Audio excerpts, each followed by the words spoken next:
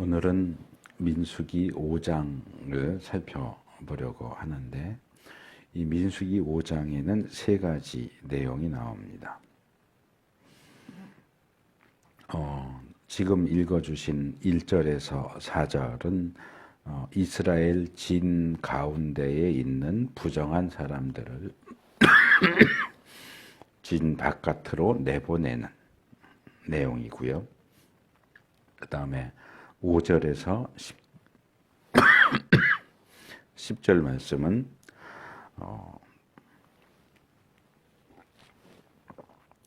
남에게 잘못을 저질렀을 때 어떻게 보상해야 하느냐 하는 내용입니다. 그리고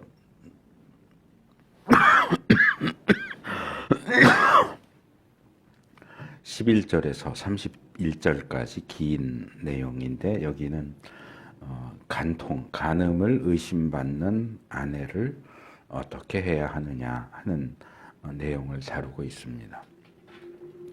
그래서 여기 나오는 이 세 가지 내용은 얼핏 보면 전혀 서로 간에 상관이 없는 별개의 내용들인 것 같지만 이 민수기 5장 전체를 놓고 보면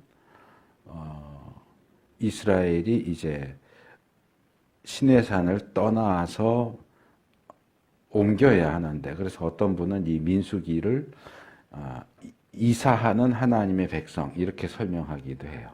시내산에 1년 동안 머물렀던 이스라엘이 가나안 땅으로 이사하는 과정을 다루고 있는 것이 민수기다 이렇게 설명을 하는데, 이사하느라고 집을 대청소하고 짐을 싸는 그런 과정을 보여준다 이렇게 생각을 하면 딱 들어맞습니다. 그래서 민수기 5장은 이스라엘 진을 청소하는데 그 대상이 전체 공동체에서부터 가정에게, 부부에 이르기까지 이렇게 범위가 좁혀 들어가는 거죠. 그래서 전체 이스라엘에서 부정한 것을 솎아내는 과정, 그 다음에 대인 관계에서 부정이 발생할 수 있는 그 요소를 제거하는 것, 그 다음에 아주 좁게 들어가서 부부 사이에, 가정 안에 부부 사이에서 부정이 발생할 수 있는 것을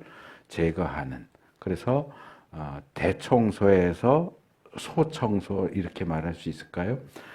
이스라엘 전체 공동체를 청소하는 일에서 속해 있는 각 가정, 부부 사이의 문제를 청소하는 일에 이르기까지 일관되게 이 부정을 제거하는 일을 민수기 5장이 다루고 있다 이렇게 볼 수 있습니다. 먼저 첫째 단락 보면 세 부류의 사람들, 악성 피부병 환자, 고름을 흘리는 사람, 유출병 환자 이렇게 돼 있죠. 그리고 주검에, 시체에 닿아서 부정하게 된 사람들, 요 세 부류의 사람들을 이스라엘 진, 하나님이 머무시는 이스라엘 진 바깥으로 내보내라 라는 명령이 주어지고, 그 명령이 어떤 예외도 없이, 여기 남자나 여자나 가릴 것 없이, 이것은 어떤 예외도 없다는 얘기예요. 남자 여자만 가린 게 아니고 노인과 아이도 가리지 않았을 거고 어떤 신분도 가리지 않았을 것이고, 요 세 경우에 해당되는 사람은 누구든지 다 진 바깥으로 내보냈다. 뭐 내쫓았다 이렇게 말할 수도 있지만 이스라엘 진 안으로는 못 들어오지만 이 악성 피부병 환자의 경우는 우리가 이제 이미 레위기에서 살펴봤습니다. 진 바깥에 나가서 살아야 되고 병이 다 나았을 경우에는 다시 돌아오는 그 예식에 대해서도 살펴봤는데, 그러니까 이스라엘 진이 성막을 중심으로 해서 레위 지파가 있고 그 바깥에 동서남북으로 세 지파씩 진을 친다고 그랬어요.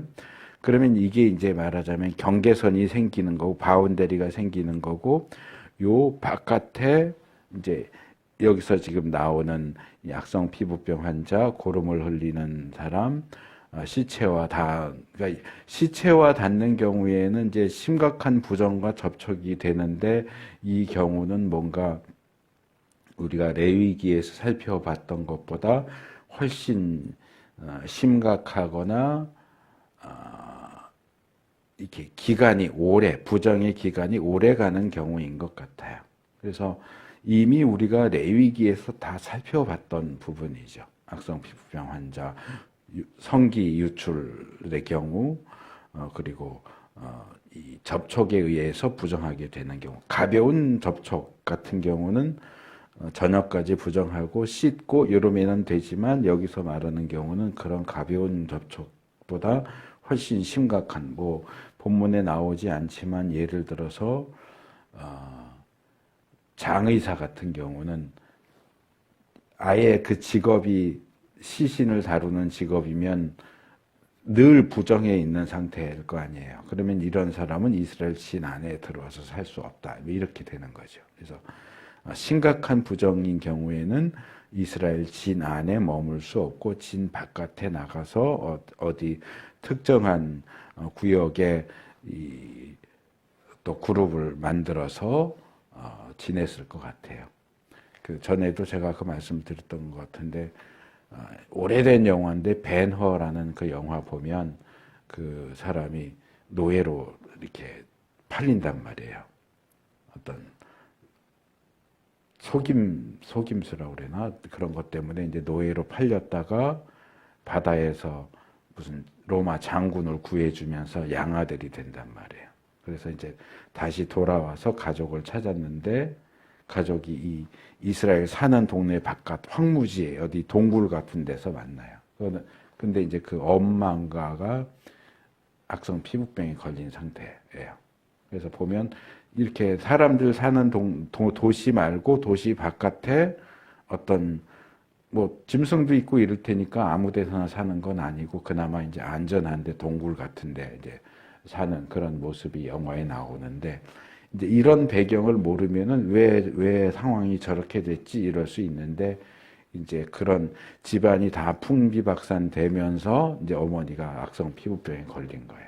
그러니까 이제 쫓겨난 거죠. 쫓겨나서 이제 진 바깥에서 이제 사는 그런 모습이 그 영화에 그려지고 있는 걸 볼 수 있는데, 여기서 말하는 게 그런 겁니다. 이런 심각한 부정 상태에 있는 사람들은 이스라엘 진 안에 머물게 하면 안 된다. 왜냐하면 하나님이 이스라엘 진 안에 머물고 계시기 때문에 하나님이 머물러 계신 그 진은 항상 정결하고 거룩해야 하는데, 그 가운데 부정한 사람들을 놔둘 수 없다는 거예요. 그렇다고 이 사람들이 이스라엘 백성이 아니게 되느냐, 구원에서 제외되느냐, 그건 아니지만 이 사람들은 늘 이스라엘 진 바깥에 머물게 돼요. 이제 광야에서는 계속 이동을 하니까 이동할 때 저기 뒤에서 멀리 따라가다가 진치면 진 바깥에 어디에 이렇게 또 자리 잡고 있다가 또 이동하면 따라가고, 이런 식으로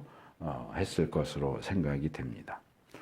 그래서 이미 시내산에서 레위기 말씀을 통해서 어떤 사람들이 부정한 사람들이고, 그렇게 부정해졌을 때는 어떤 방식으로 정결 예식을 통해서 다시 정결하게 될 수 있는가를 이론적으로, 원론적으로 가르쳤다면, 이제는 이 민수기에 와서 그런 부정한 사람들, 가벼운 부정 말고 심각한 부정 상태에 있는 사람들은 격리시켜라, 진 바깥으로 내보내라 라고 하는 명령이 이제 와서 주어지는 거고, 그 명령이 이제 실제적으로 시행되고 있는 것을 볼 수 있습니다. 그래서 이 레위기와 민수기 사이에 어떤 간격을 생각을 해보면, 우리가 생활하면서 또 신앙생활하면서 이 하나님의 기준과 하나님의 뜻을 알게 되는 것과 알게 된 그것을 실제로 실행하는 것 사이에 요 정도의 간격이 있다, 이렇게 말할 수 있어요. 물론 딱 들어서 알게 되자마자 그렇게 행할 수 있다면 참 좋겠죠. 근데 이제 그렇지 않은 경우가 많단 말이에요. 제가 몇 번 지적을 했던 부분이지만, 제가 기도할 때나 이럴 때 하나님 축복해 주세요. 그건 잘못된 표현이라고 여러 차례 말씀을 드렸어요. 저 같은 경우는 이건 잘못된 표현이구나 하고선 바로 고쳤어요. 저는 제가 기도할 때 축복해 주세요라는 말 안 써요. 저는 복 내려 주세요 이렇게 말하지 축복해 주세요 그렇게 안 하거든요. 근데 이 얘기를 여러 차례 말씀드렸는데 아직도 가끔가다 기도하실 때 보면 축복해 주세요 그렇게 해요. 분명히 제가 알려드렸어요. 하나님께는 축복해 주세요라고 말하면 안 된다. 왜? 축복해 주세요는 복을 빌어주세요라는 얘기인데 하나님보다 더 위에 있는 존재가 없는데 하나님이 도대체 누구한테 저 사람에게 복을 주세요라고 빌겠느냐. 하나님은 아무에게도 빌지 않는다. 하나님은 축복하지 않으신다. 복을 주시면 주셨지 복을 빌어주시지는 않는다. 그런 의미에서 하나님 백성이 하나님에게 축복해 주세요라고 하는 것은 굉장히 잘못된 표현이거든요. 근데 그걸 알려드려도 조금 지나면 또 축복해 주세요, 축복해 주세요 그래요. 지난주에 다빈교회 가서 예배드렸는데 아마 함께 젊으신 거 보니까 함께 사역하는 목사님 사모님인 것 같은데 대표기도 하시는데 그분도 계속 기도하면서 축복해 주세요. 누구를 그 교회 상황, 교인들 상황 놓고 이렇게 이런 사람 저런 사람 다 이렇게 일일이 기도하는 건 참 좋더라고요. 근데 이제 계속 축복해 주세요, 축복해 주세요. 근데 이 축복해 주세요가 계속 걸리는 거예요.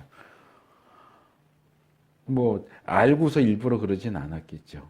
근데 알면서도 그렇게 기도하는 분들을 저는 많이 봐요. 그러니까 들어서 알았는데 이게 곧바로 바뀌지가 않아요.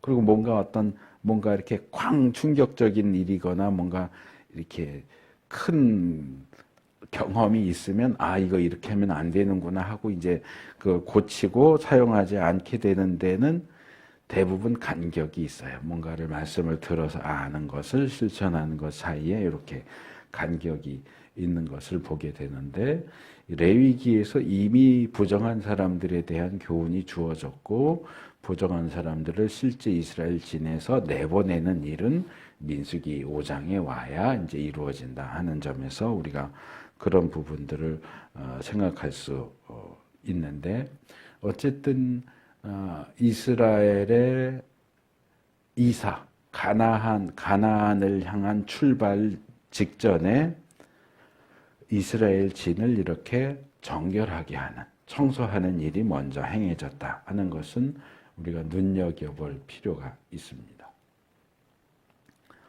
그래서 이거는 모세가 처음 하나님께 부르심을 받아서 애굽을 향해 갈 때 이것도 출애굽기에서 살펴봤던 거잖아요. 하나님이 갑자기 중간에 나타나셔서 모세를 죽이려고 하세요. 왜요? 모세 아들이 할례를 안 받았어요.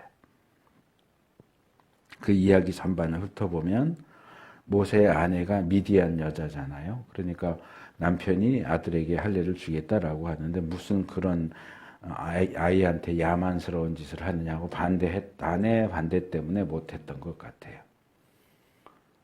그러니까 그 상황에서 남편이 생명의 위협을 받으니까 아내가 직접 그 아들에게 할례를 행하고 할례 행한 그거를 남편에다가 내던지면서 당신은 피남편이다. 이렇게 얘기하고 모세가 아내를 다시 장인에게 돌려보내는 그런 장면이 나오잖아요.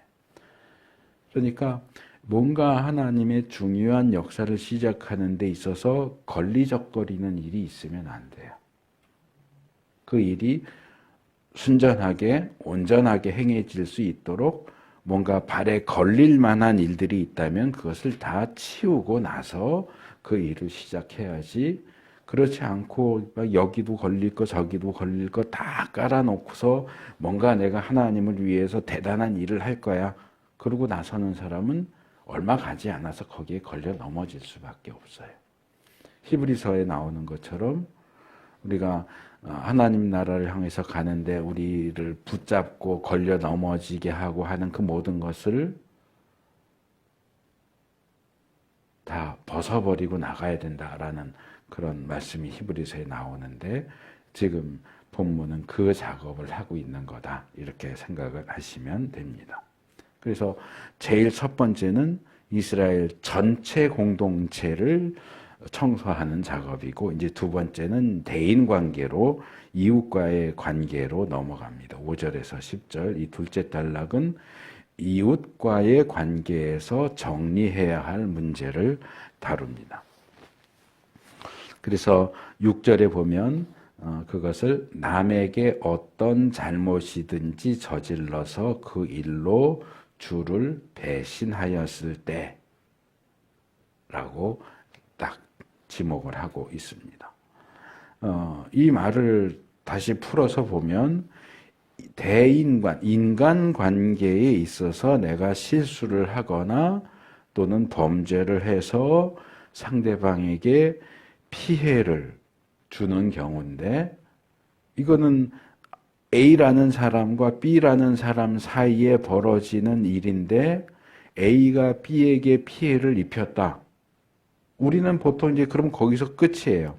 근데 성경은 뭐라고 얘기하냐면 A가 B에게 피해를 입혔다면 그 A는 하나님에게도 피해를 입힌 것이다. A가 왜 B에게 피해를 입히느냐? A가 그 이전에 하나님을 배신했기 때문에 B에게 피해를 입힌 것이다. 이게 성경이 보는 시각이에요. 우리가 누군가에게 범죄할 때는 그 범죄 이전에 하나님에 대한 배신이 먼저 행해진다는 거예요. 하나님에게 충실하고 신실하다면 다른 사람에게도 피해를 입히지 않을 거예요. 하나님을 무시하니까. 다윗이 밧세바 사건을 행했을 때 하나님께서 나단 선지자를 통해서 다윗에게 말씀하신 게 그거예요. 내가 너를 양치던 목자인데 너를 불러서 왕으로 세웠는데, 그리고 내가 너에게 이것저것 좋은 것을 많이 주었는데 그래 그것도 부족했다면 내가 더 많이 너에게 줬을 텐데 네가 나를 무시하고 이런 죄를 저질렀다. 하나님을 무시한 거예요. 다윗에게 아내가 많았어요. 처음에는 사울의 딸 미갈과 결혼했지만 쫓겨다니면서 아비가일하고 또 이름이 정확히 기억이 안 나는데 무슨 또 다른 여자 2명 아내가 있었고, 다시 이제 돌아와서 유다 지파의 왕이 되었을 때 또 한 5명 정도 되는 아내를 더 얻고요. 전체 이스라엘 왕이 되었을 때 또 한 5명 정도 되는 아내를 더 얻었어요. 아내가 한 10명 정도 됐는데, 그랬는데도 남의 아내를 탐해서 밧세바를 취한단 말이에요. 그리고 남편은 죽여버리고. 그런 범죄가 어디서 나왔느냐? 너가 나를 무시했다. 다윗이 하나님을 염두에 뒀다면 그런 죄를 저지를 수가 없다는 거예요. 그러니까 우리가 삶 속에서 다른 사람에게 범죄하고 그에게 해를 끼친다는 것은 그 이전에 우리 마음속에서 하나님에 대한 배신이 먼저 행해졌다라는 것이 성경이 지적하는 어떤 실제적인 상황인 겁니다. 그래서 제가 이 부분은 이미 레위기에서도 살펴본 적이 있어요. 레위기 6장 2절 속건제에 대한 내용에서 누구든지 나 주에게 성실하지 못하여 죄를 지으면, 우리가 짓는 모든 죄는 하나님께 성실하지 못해서 짓는 죄예요. 그러니까 우리가 늘 하나님을 염두에 둔다면 죄 짓는 일이 현저히 줄어들 텐데 하나님을 일부러 잊는 거예요. 하나님 잠깐 눈 감으세요 하고 죄 짓고, 내가 여기서 이 죄를 지으면 하나님이 못 보시겠지 이러고 죄 짓고. 그래서 우리가 사람에게 저지른 죄가 어째서 하나님에게도 저지른 죄가 되느냐. 사람에게 저지른 피해를 보상만 하면 되지 왜 하나님께도 또 속죄제나 속건제 같은 제사를 하나님께 드려야 되느냐. 사람에게만 사과하고 용서받으면 될 것 같은데 왜 또 하나님에게도 제사를 드리고 회개를 또 해야 되느냐. 그 문제를 제가 다룬 적이 있는데 여기서 지금 그 같은 이야기를 하는 겁니다. 그래서 우리가 하나님을 배신하고 사람에게 피해를 입혔을 경우에 어떻게 해야 되느냐. 레위기 6장에 의하면 속건제사를 드려야 되고요. 배상도 해야 되겠죠. 여기서 그 얘기를 하는데 속건제사에 대한 얘기는 이제 슬쩍하고 배상에 대한 이야기가 주로 주어집니다. 자기의 잘못을 깨닫는 대로 자기가 저지른 잘못을 고백하고 피해자에게 본래의 값에다가 5분의 1을 더 얹어서 갚아야 한다. 그리고 속죄양을 바쳐야, 속죄양을 바쳐야 한다는 얘기는 속건제를 바치라는 얘기죠. 그래서 레위기에 나오는 속건제 규정과 아주 흡사한 내용이 나오고 있습니다. 근데 이제 여기서 조금 다른 부분이 있다면 피해 보상을 받을 사람이 없을 경우에, 그러니까 왜 피해 보상을 받을 사람이 없는지는 잘 모르겠어요. 근데 이제 일반적인 경우가 레위기에 나와 있다면 민수기는 일반적이지 않은 경우를 추가적으로 다루는 거죠. 제가 민수기 처음 이렇게 개요할 때 그 말씀을 드렸죠. 몇 가지 앞에 나왔던 몇 가지 법이 민수기에서 조금 더 깊게 다루어진다라고 했는데 그 중에 하나가 이겁니다. 그래서 일반적으로는 내가 이 사람에게 피해를 입혔어요. 그럼 배상할 때 이 사람한테 배상하면 돼요. 근데 민수기 5장에서는 내가 배상을 해줄 대상이 없을 경우에 어떻게 해야 되느냐가 나와요. 자, 본인이 뭐 그 사이에 죽었던가 뭐 이럴 경우에는 가족에게나 친척에게 갚으면 되는데 가족도 없고 친척도 없다. 아무도 없다. 그 사람이 고아였는데 죽어버렸다.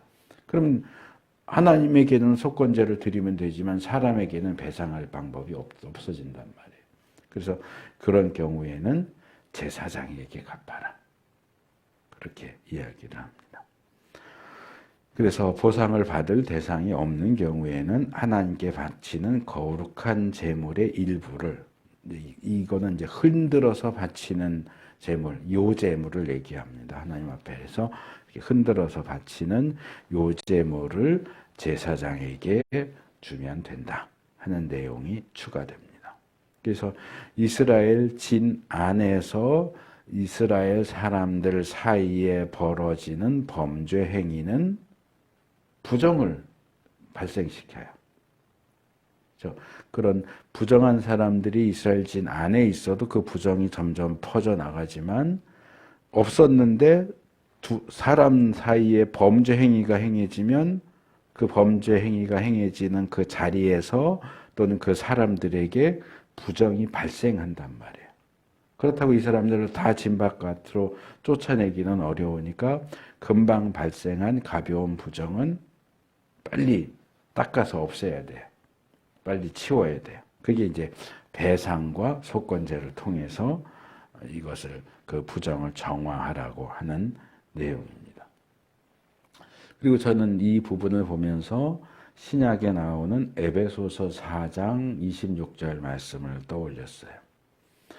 뭐 어떻게 보면 전혀 관계가 없어 보이지만 에베소서 4장 26절을 보면 화를 내더라도 죄를 짓는 데까지 이르지 않도록 하십시오. 해가 지도록 노여움을 품고 있지 마십시오. 라고 이야기를 해요. 화를 내는 거는 뭐 우리가 살아가면서 화를 안 내고 살 수는 없어요. 뭐 내가 이렇게 꾹꾹 누르고 있을 수는 있지만 화가 나는 건 그건 인간의 본성이에요. 그래서 화를 내는 것 자체가 죄는 아니지만 화가 나 있는 상태는 죄를 짓는 상태에 상당히 가까운 상태이기 때문에 이 화를 내더라도 화를 내는 것이 죄 짓는 상태로 넘어가지 않도록 조심해라. 그러려면은 그 화를 다음 날까지 품고 있지 말고 빨리 풀어라. 해가 지기 전에 빨리 풀어라. 라고 이야기하는 겁니다. 그래서 우리의 모든 범죄는 부정을 발생시키는 거고, 그러니까 범죄에 가까운 상태도 조심해야 되는 거예요. 화를 내는 상태도 조심하고 조절하고 빨리 이 상태에서 빠져나오도록 노력을 해야지, 화나고 뭐 누군가가 계속 거슬리면 그거를 계속 두고 생각을 한단 말이에요. 몇 날 며칠을. 일주일이 될 수도 있고 2주일이 될 수도 있고 한 달이 될 수도 있고, 그래서 그걸 계속 곱씹어요. 그 사람과 나 사이에 어떤 일이 있었는데 그때 내가 아무 말도 안 하고 그냥 있었어. 그때 내가 이런 말을 했어야 되는데, 이런 행동을 했어야 되는데 왜 바보같이 가만히 있었지? 다음에 또 그런 상황이 오면 이렇게 말해야지, 이렇게 행동해야지.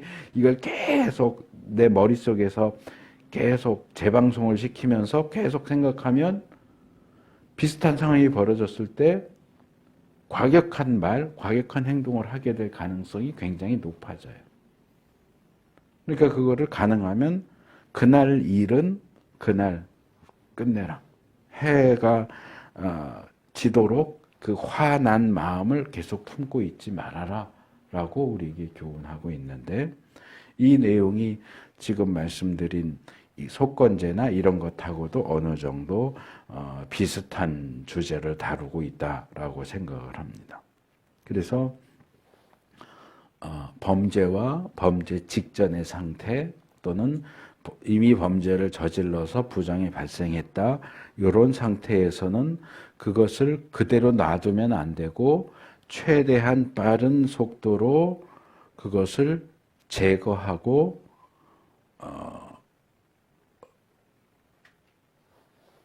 갑자기 단어가 생각이 안 나네요.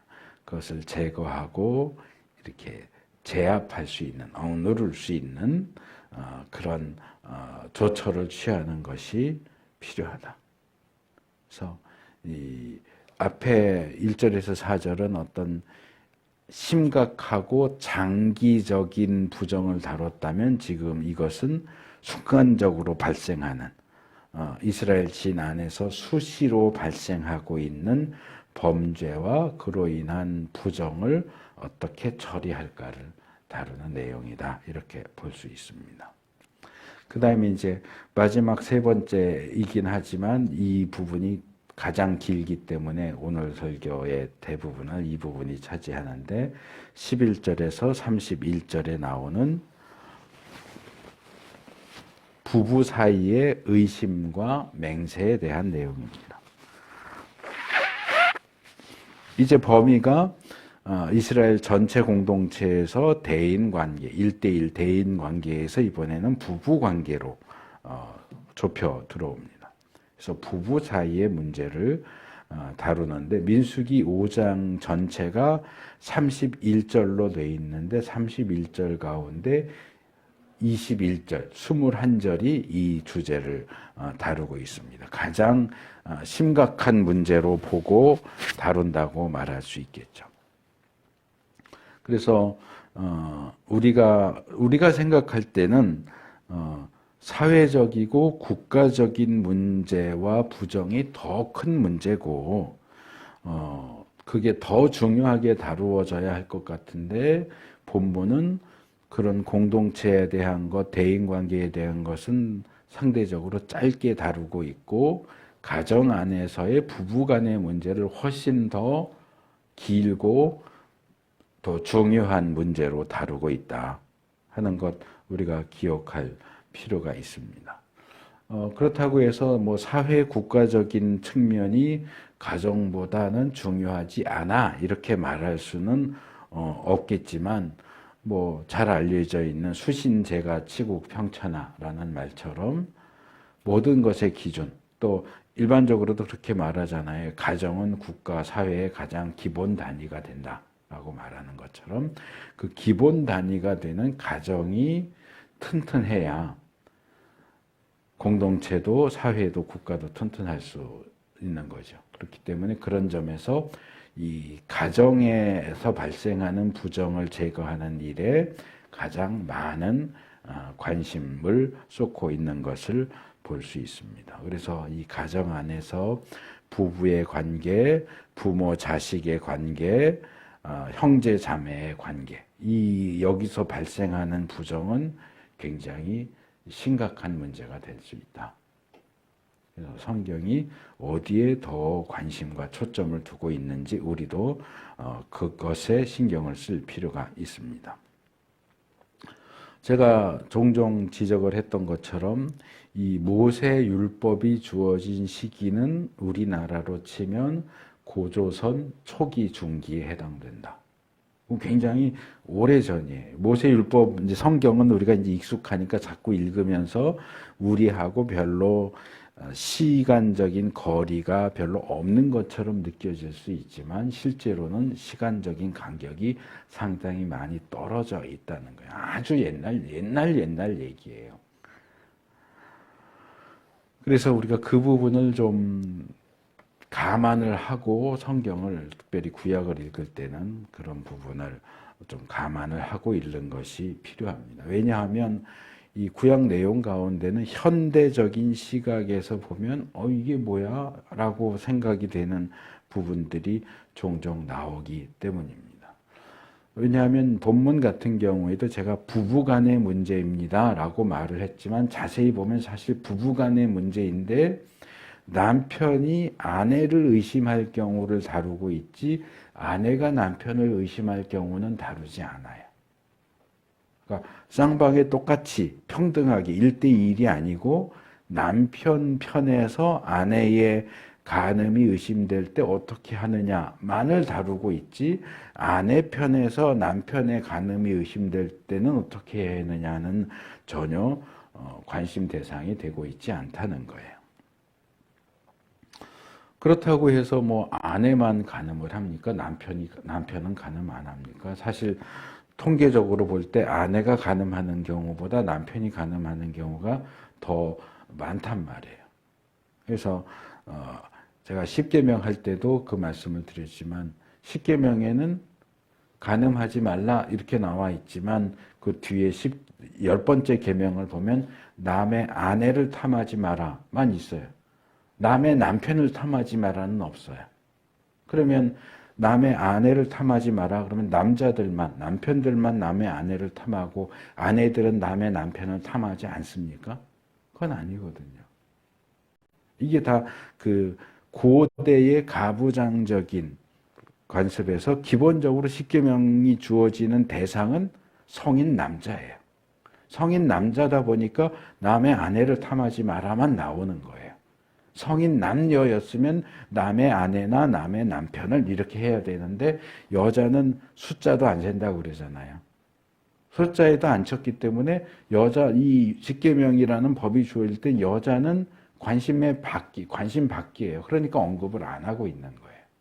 마찬가지로 본문의 경우도 말씀이 주어지는 대상이 성인 남자다 보니까 남편이 아내를 의심하는 경우만 다루고 있지 아내가 남편을 의심하는 경우는 다루고 있지 않아요. 그래서 이 부분에 대해서 성경이 왜 그래? 이렇게 하면 안 된다는 거예요. 뭐 사실 일반 사회로 놓고 볼 때도 여성에게 투표권이 주어진 거 그렇게 오래전 아니에요. 훨씬 더 전에는 여자에게는 투표권도 안 줬잖아요. 근데 이 모세오경은 그거보다 몇천 년 전 얘기예요. 몇천 년 전 고대 가부장적인 사회를 놓고 보고 현대의 이 남녀 양성 평등을 얘기하는 그 기준을 갖다 대고 뭐 이런 엉터리 얘기가 있어 이러면 안 된다는 거예요. 그래서 그런 부분에 대해서 여자분들이 성경이 왜 이렇게 양성 불평등하게 이렇게 해라고 말하고 뭐 불공평하다, 억울하다 이렇게 하면서 성경을 읽을 필요는 없다.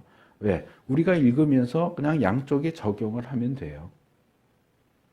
간음하지 말라라는 명령은 남자들에게만 주어지는 게 아니고 여자들한테도 주어지는 거예요. 이웃의 아내를 탐하지 마라는 똑같이 이웃의 남편을 탐하지 마라라고 읽으면 되는 거예요. 그리고 남편이 아내를 의심할 경우에는 아내가 남편을 의심할 경우도 염두에 두고 읽으면 돼요. 그거를 굳이 성경의 표현만 그걸 꼬투리 잡아서 너무 그렇게 남자 위주로 하지 않느냐, 불공평하다, 억울하다 이렇게 얘기할 필요가 없어요. 그래서 신약 성경에도 보면은요, 바울 편지 같은데 보면 우리가 지금 구약만 계속 다루느라고 신약을 보실 일이 별로 없으실 수 있는데 바울의 편지 보시면은요, 거기 많은 경우에 각주가 붙어 있어요. 뭐 예를 들면 에베소 교회에 있는 형제 자매들에게 그리고 형제 자매의 각주를 붙여놓고요. 거기 뭐라고 되어 있느냐면 원래 헬라어에는 형제들에게만 되어 있다. 왜? 신약 시대에도 역시 마찬가지예요. 여자는 숫자에 안 쳤어요. 2000년 전이잖아요. 2020년도 이전이잖아요. 그러니까 에베소에 있는 교회, 빌립보에 있는 교회, 뭐 어디에 있는 교회 이렇게 할 때는 항상 거기에 있는 남자, 성인 남자를 생각을 하고 거기에 있는 형제들에게 이렇게 편지를 쓰지 형제 자매들에게 이렇게 편지를 안 썼다는 거예요. 근데 이게 현대적인 시각에서 보면 그럼 여자를 무시하니 여자들이 더 많았을 텐데 이러니까 새번역은 거기 자매를 넣은 거야. 형제 자매들에게. 근데 원래 헬라어 성경에는 형제들에게만 있다.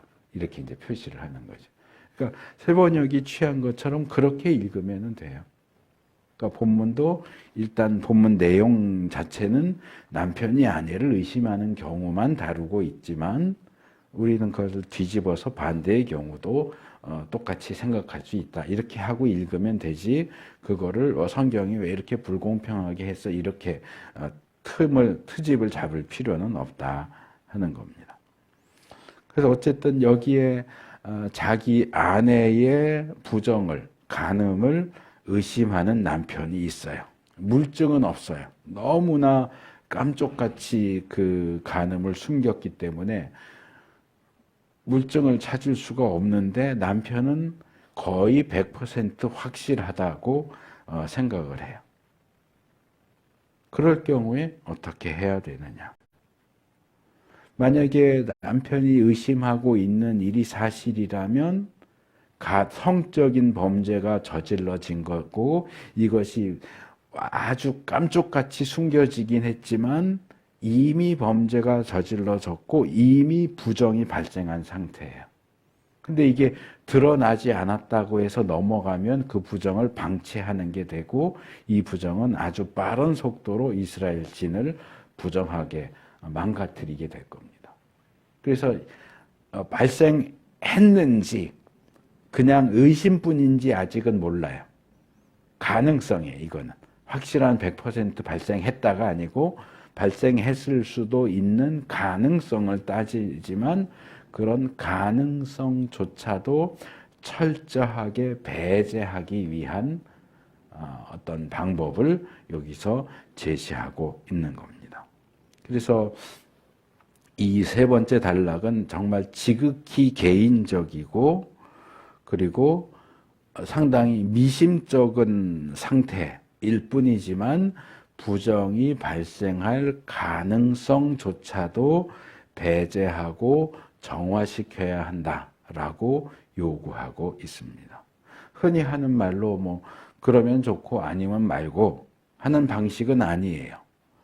간음의 사실 여부를 시험해요. 테스트 하는데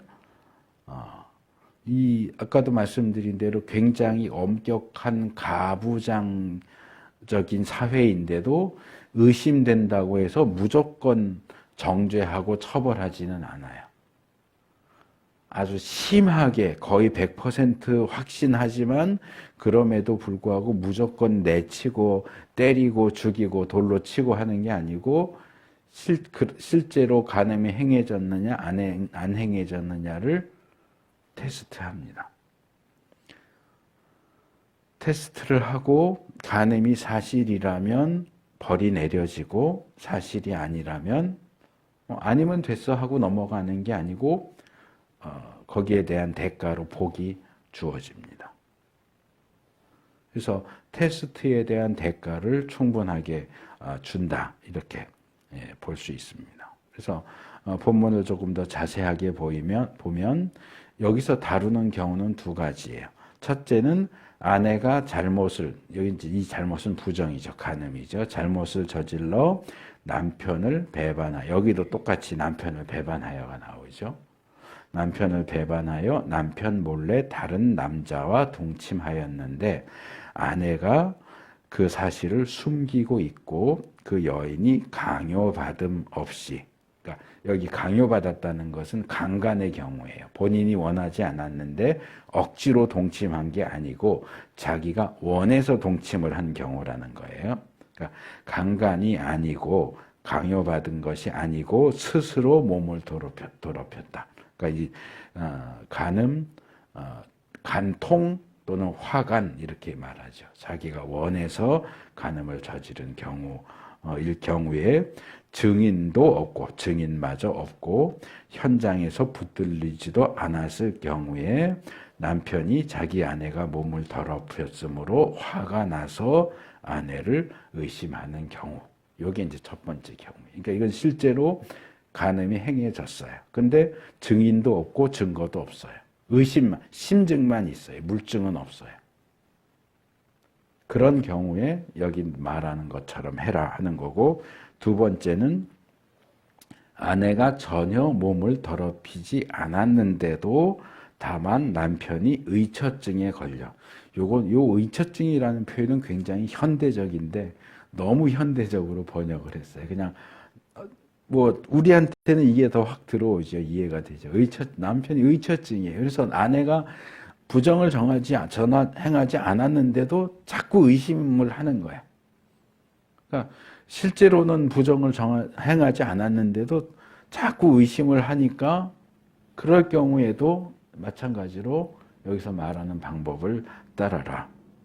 그래서 의처증이 실제로 간음을 행했는데 증거가 없는 경우와 간음을 행하지 않았는데도 남편이 자꾸 아내를 의심할 경우, 이 두 가지 경우에 여기서 이야기하는 것처럼 그런 절차를 따라서 테스트를 해라 라고 이야기를 합니다.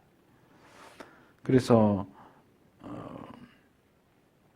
이 내용을 보면 하나님께서는 우리 대부분의 사람들이 저지르는 일반화의 오류라고 하는 게 있어요. 우리가 일상적인 생활에서는 잘 쓰지 않는 표현인데 일반화의 오류라고도 하고 뭐 성급한 일반화 이렇게 표현하고 하기도 하고 뭐 부당한 일반화의 오류 이렇게 말하기도 하는데 몇 개의 사례나 경험만을 놓고 그걸 가지고 전체에다가 적용시키는 경우예요. 그러니까 뭐 이런 거죠. 몇몇 목사들이 부정을 행했다. 몇몇 경찰들이 부정을 행했다. 그러니까 목사 전체가 다 나쁘다. 경찰 전체가 다 나쁘다. 이렇게 하는 거죠. 그게 이제 일반화의 오류예요. 몇몇 사람만 그 잘못을 했는데 그 사람이 속해 있는 집단 전체를 다 나쁘다라고 말하는 것은 이제 일반화의 오류라고 하는데 하나님은 이런 일반화의 오류를 범하지 않으시고 케이스 바이 케이스로 그때그때 다른 그 경우들을 다 구분해서 처리하고 계신다라고 하는 것을 볼 수 있습니다. 이 처리 과정을 이제 정리하면 이런 겁니다. 첫째, 남편이 자기가 의심하고 있는 그 아내를 제사장에게 데리고 갑니다. 그러니까 이제 남편이 직접 처리하는 게 아니고 제사장이 그 의심받는 아내에 대한 문제를 처리하도록 합니다. 그리고 그 아내의 몫으로 보릿가루, 보통은 밀가루를 드리는데 보릿가루를 소재물로 드립니다. 보릿가루 10분의 1 에바, 10분의 1 에바면은 2.27리터 정도 돼요. 페트병 2개 정도, 페트병 2개 정도 분량을 소재로 드립니다. 이것은 의심의 소재라고 그래요. 의심하기 때문에 드리는 소재이기 때문에 명칭이 붙어요. 의심의 소재. 근데 여기 본문에 보면 그 보릿가루를 소재로 드린다라고 하지만 지금 드리는 건 아니에요. 이제 준비해서 가지고 간다 이렇게 이해를 해야 돼요. 이어지는 몇 개의 의식을 거친 후에 실제로 이제 소재는 조금 더 뒤에 드리기 때문에 준비해서 가져온다 이렇게 읽으면 됩니다. 그래서 개역 성경은 미움 때문에 바치는 곡식 제물, 또 잘못을 상기하여 기억하게 하는 곡식 제물 이렇게 길게 번역을 했는데 예전에 개역 성경은 그냥 의심의 소재 이렇게 짧게 번역을 했어요.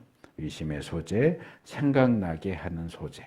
그러니까 죄를 밝혀내기 위해서 드리는 소재물이에요. 그래서 일반 소재를 드릴 때와는 다르게 기름도 없고 향도 없어요. 그러니까 가루로 된 곡식 제사를 드릴 때는 늘 필요한 게 소금, 기름, 그리고 향, 요 세 가지가 같이 드려지게 되는데 기름하고 향은 드리지 않아요. 소금은 어쨌는지 나오지 않아서 모르겠어요.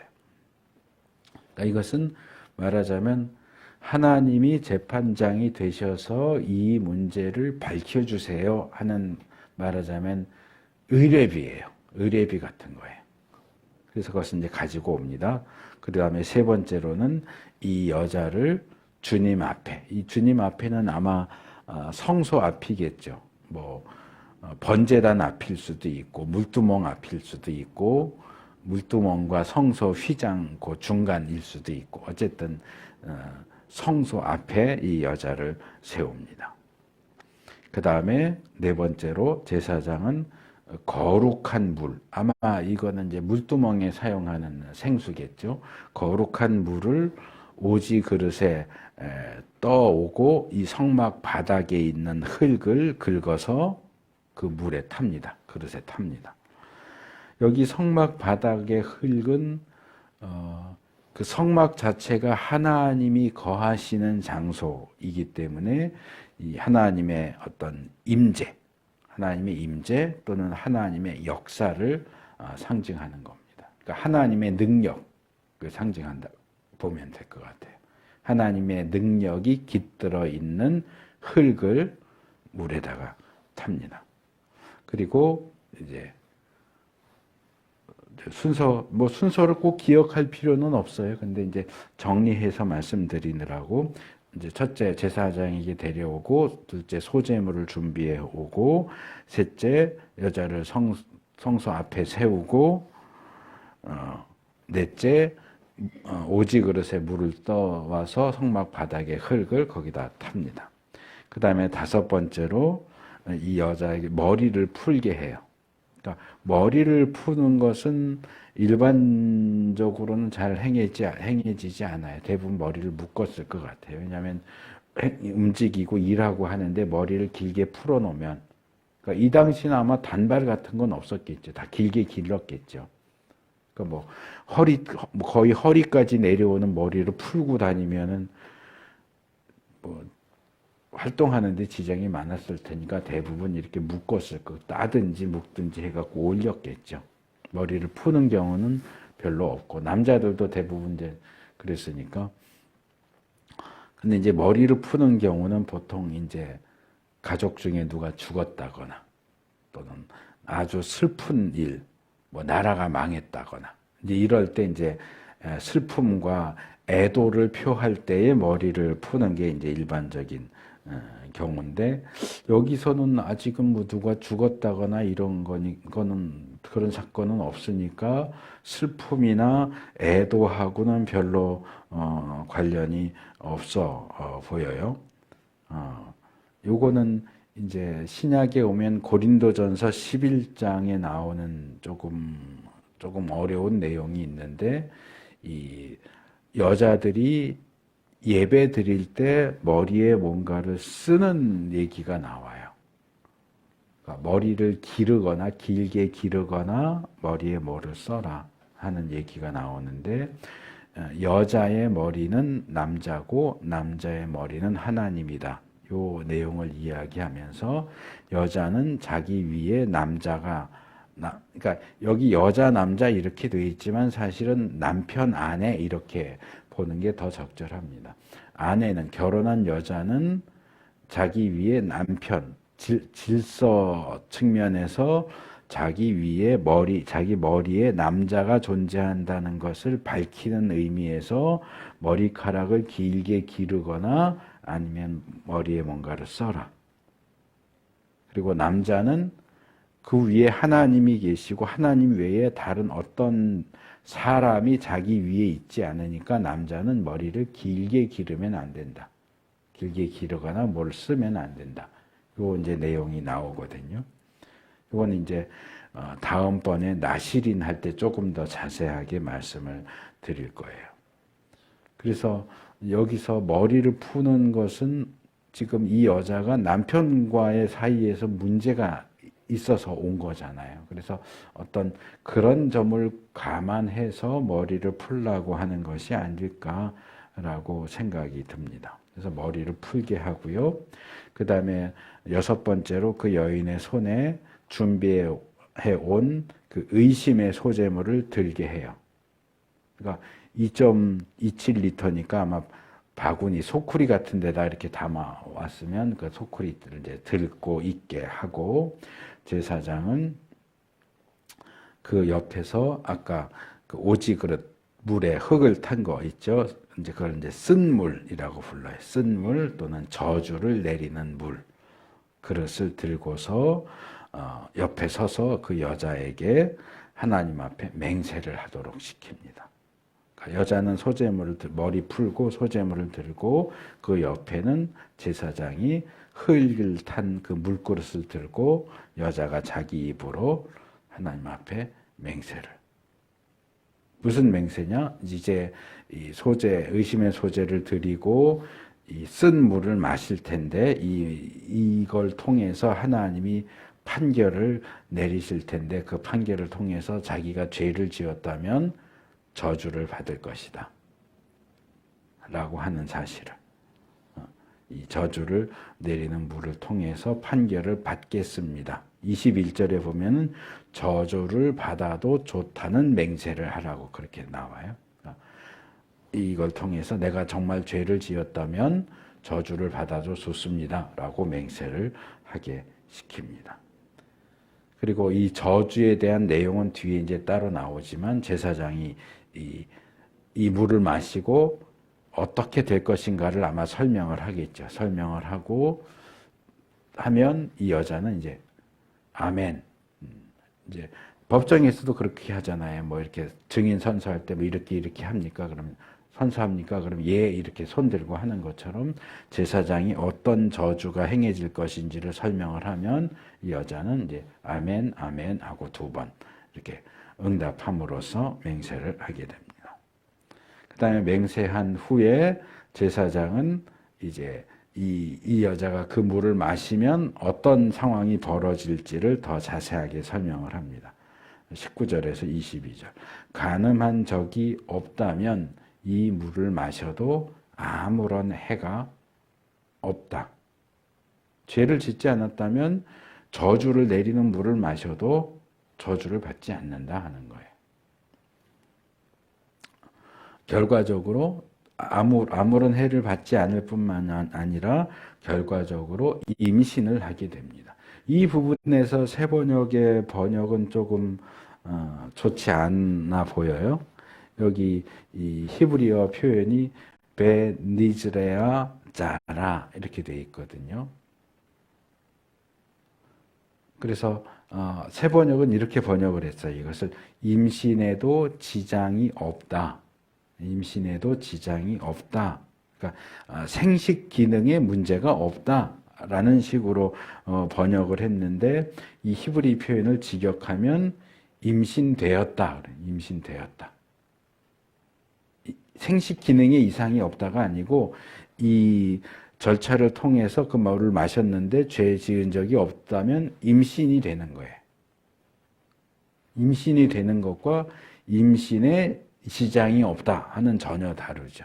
이 원래 표현을 보면 임신이 되는 거예요. 그러니까 의심을 받았잖아요. 의심을 받고 의심받는 여자가 받아야 할 그 절차를 기꺼이 다 받았어요. 그런데 죄 지은 적이 없어요. 간음을 한 적이 없어요. 그러면 하나님이 시련 테스트를 통과했잖아요. 통과해서 무죄가 판정이 되잖아요. 그럼 너는 테스트 받았으니까 거기에 대한 대가로 내가 너에게 자녀를 준다 하는 거예요. 그래서 임신이 된다. 임신이 되었다라고 개역 성경은 잉태하리라. 개역 성경도 개정 성경도 잉태하리라. 요게 더 나은 번역이에요. 임신에도 지장이 없다 보다는 잉태한다. 이게 더 좋은 번역이 됩니다. 근데 그 물을 마셨는데 이 여자가 죄를 지었어요. 간음을 행했어요. 죄를 지었을 경우에는 이 물이 그 여자의 뱃속에 들어가서 배를 부어오르게 하고 허벅지를 마르게 한다. 근데 여기서 말하는 허벅지는 말 그대로 허벅지가 아니고 생식기를 가리키는 표현입니다. 성기를 가리켜요. 그러니까 이거 이제 생식 기능을 잃게 된다. 그런 의미로 이해를 하기 때문에 새 번역은 반대의 경우로 생식기에도 아무 이상이 없다 이렇게 번역을 한 것 같은데 그거는 조금 아까도 지적한 것처럼 잘못된 번역이에요. 왜냐하면 간음이 밝혀지면 생식 기능에 이상이 있냐 없냐가 중요하지 않아요. 간음을 행하면 즉각적으로 돌로 쳐서 죽인단 말이에요. 간음이 밝혀지면 죽는데 생식 기능에 이상이 있다 없다가 무슨 소용이 있어요. 그래서 간음을 저지르면 돌로 쳐서 죽이게 돼 있기 때문에 물을 마셨는데 배가 부어올랐다.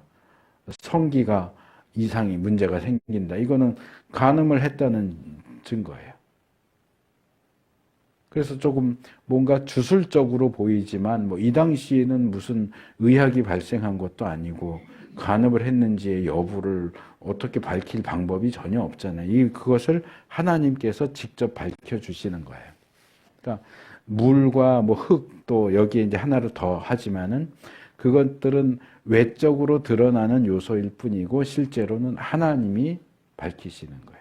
하나님은 모든 걸 아시니까 이 여자가 간음을 했다면 하나님이 역사하셔서 배가 부어오르게 하고 생식기가 상하게 하심으로써 이 여자가 간음을 했다는 사실을 모든 사람들 앞에서 드러나게 하시는 거죠.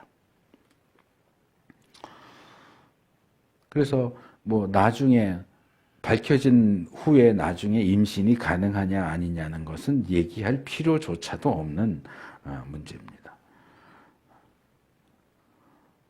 그래서 그렇게 설명을 다 한 후에 제사장은 그 설명한 내용을 이 당시엔 종이가 없으니까요.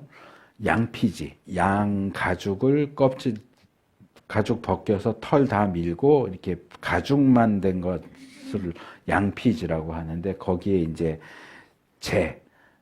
재를 물에 타가지고 잉크처럼 만들어서 이제 붓으로 쓰거든요. 거기다가. 그러니까 잿물을 가지고 양피지에 그 저주의 말을 다 적어요. 적고 그 적은 양피지를 아까 흙을 탄 그 물에다가 빨아요. 양피지는 가죽이니까 이렇게 가죽 옷 빠는 것처럼 물에다가 이렇게 하면 그 양피지에 적은 글자만 씻겨 나가잖아요. 그러니까 저주의 글을 물에다가 타는 거예요. 그러니까 거룩한 물에다가 하나님의 임재와 능력을 상징하는 성막 바닥에 흙을 타고 저주의 글도 역시 같이 타요.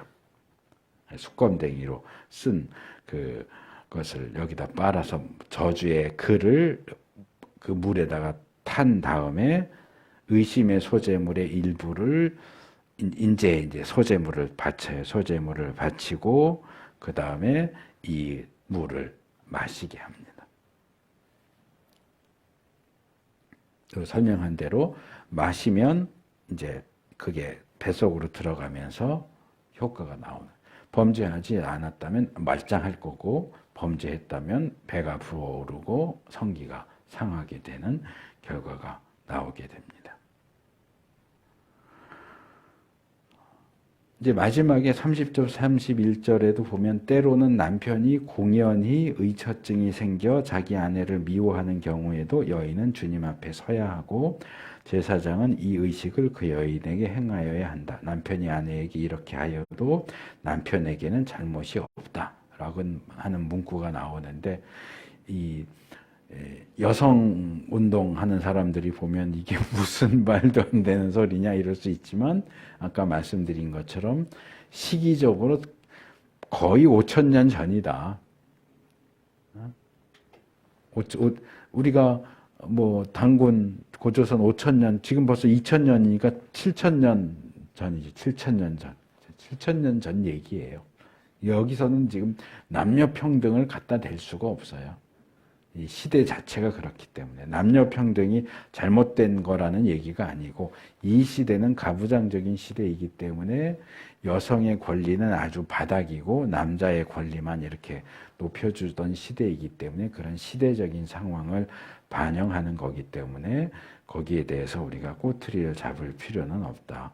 그래서 거슬리게 들릴 수도 있지만 또 이 과정이 뭔가 무슨 원시 부족에서 하는 무슨 주술 의식처럼 보이기도 하지만 이 시대 상황에서 그 시대 사람들이 가장 확실하게 인지하고 받아들일 수 있는 방식을 취해서 우리가 어른들이 아이 대할 때 그러잖아요. 뭐 지지, 깎아 그러잖아요.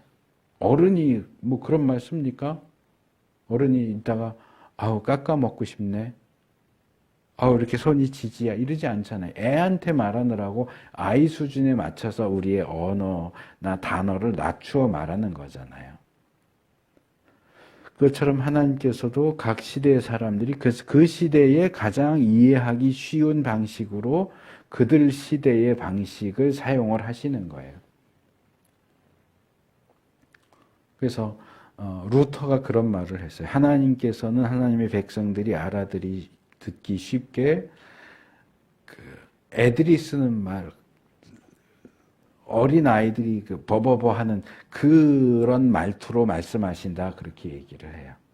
그러니까 이게 현대적인 기준에 의하면 이거는 말도 안 되는 남녀 평등을 완전히 깨버리는 가부장적이고 남성 중심적인 표현이 될 수 있지만 그 시대가 그렇다 보니까 하나님이 그 시대의 환경과 그 시대의 의식 수준에 맞춰서 이렇게 말씀을 하시는 것이 하나님 자신이 이런 가부장적인 존재다 그런 걸 얘기하는 건 아니에요. 그래서 그런 부분을 좀 이해하시면 좋겠습니다.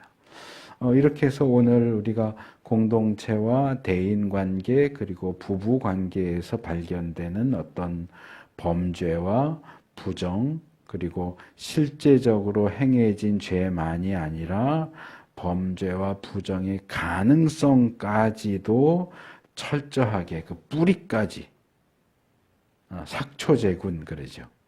풀을 자르고 뿌리까지 없애버리는 그런 방식을 이스라엘에게 요구하시는 것을 살펴보았습니다.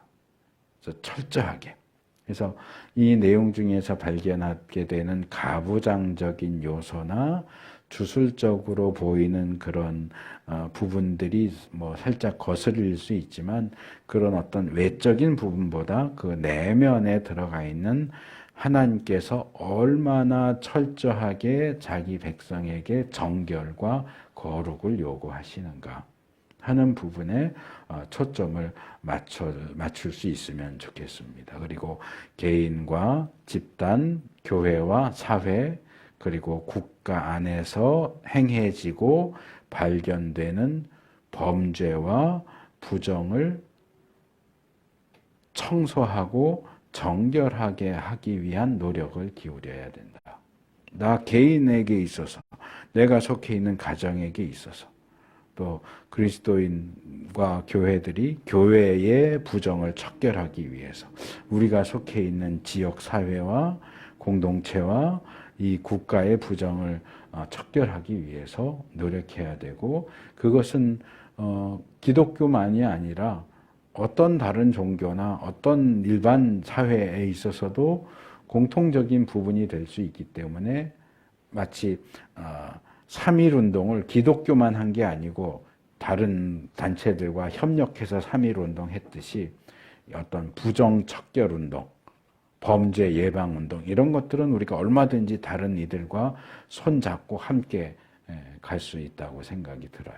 그래서 그리스도인들과 교회들이 자기들이 있는 자리에서 우리가 속해 있는 이 공동체가 범죄가 줄어들고 부정 발생 빈도가 줄어들도록 하기 위해서 최선의 노력을 기울이는 것이 필요합니다.